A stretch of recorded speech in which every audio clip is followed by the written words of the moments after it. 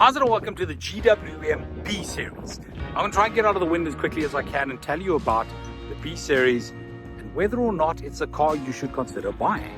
Let's start with a quick walk around and then we can kind of get into the details. So this is the B Series. It is actually quite a big Bakkie, I'd say. Just the way it feels a bit bigger than the Ranger, it feels bigger than the Hilux, definitely feels bigger than the Amarok. It's a big Bakkie. Around the front you have a black grille. This is one of the facelifts, so like the previous one had a whole bunch of silver stuff going on there. I prefer the black. There's a winch there. I'll go into the details of the winch just now. You have quite a lot of electronics on this. There's a camera over here as well.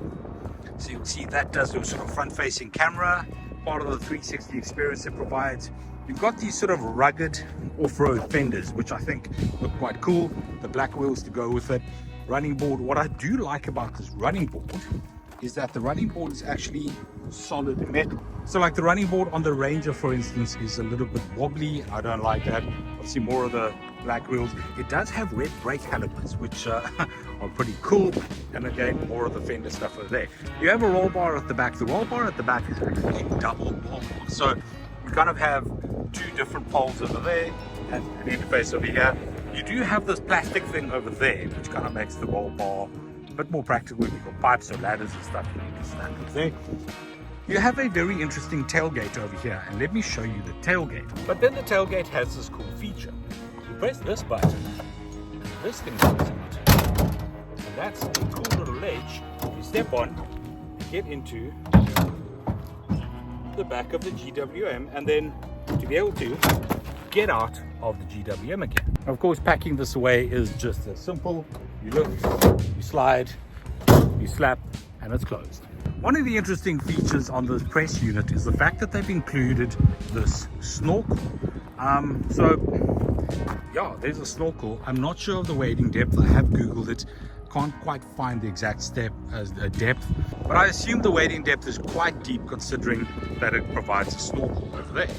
So let's figure out how this winch works on this P Series. So for starters, you get this thing which has a cable. Winch lives over here and there's a flap over here you pop over.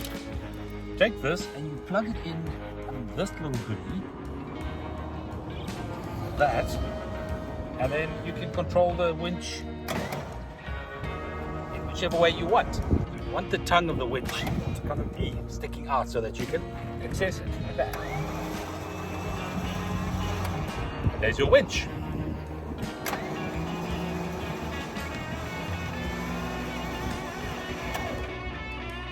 Oops.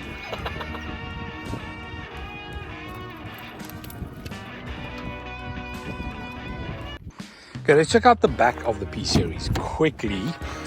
There's a bench over here. Obviously, it's a double cab, so you got a seat at the back. Reasonable space. You have a power outlet over there, which is a UK plug, and you have a USB port over there. That's pretty cool. But what is also cool is that you have quite a lot of storage space underneath here. There's a fire extinguisher over there. There's a lot of storage space here, which is really handy. And then the front of the P Series, before we take it for a drive, let's have a look. First off, there's this leather. The press release says real leather. I think it's faux leather, but it's quite cool, diamond stitched, nice padded. This is soft and padded. This is quite hard, but not rock hard, not like a cheap plastic. Window buttons over there, obviously door lock, etc. And then in the inside over here, you have a fully digital display there, and a start button over there.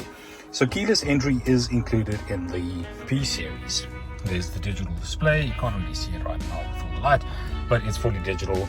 This supports Apple CarPlay and Android Auto. Interestingly enough, there are two USB ports here. That one supports phone. This one supports only power. So I can only guess that this one's not connected to the CAN bus. We do see this quite often on a lot of cars. Air conditioning system there. Not dual zone, just sort of one zone. Inductive charging mat. This is the gear lever. A bunch of sort of off-roady options over there. And then this is your sort of drive selector over here. So you got 4 low. So this is your drive selector over here. You got 4 low, 2 high, 4 high, and then a whole range of sort of off-road, mud, rock, rut, etc. roads. In the center over here, you have 2 cup holders. What is interesting here is that these cup holders are 2 different sizes. So this is cool for like a small coffee cup, This is for like a bigger bottle, but not like a big juice bottle or water bottle, because like they're actually really awkward sizes. You can close that and it just becomes a sort of container over here, which extends over there. So this container, quite cool, slides there, slides back, and then this whole thing is sort of empty over there. You can't remove this though, it's pretty firm, but that's sort of your center compartment area. The rest of the cabin is pretty straightforward. There's sort of a very shiny plastic bit over here that has a little bit of like a carbon fiber look to it. Cubby hole down there, nothing fancy, more of a sort of pattern over there. The seats are pretty soft and pretty nice. They are leather. The dash also is not like a hard plastic, it's like a rubbery finish, which is nice because it doesn't feel uber cheap. You obviously have grab handles over there and over there, being a Bakkie, and the steering wheel is multifunctional, so cruise control. Just something that's interesting on the steering wheel that I found quite amusing. So your audio controls are split between the left and the right. So on the left you have volume up, volume down, and the sort of OK selector. On the right you have skip back, skip forward, and the mode selector. Normally those things are sort of on one side or the other. This one they've kind of split, and then you have your cruise control options over here, and this sort of section controls that screen over there. So all pretty standard except for sort of the split of the audio controls.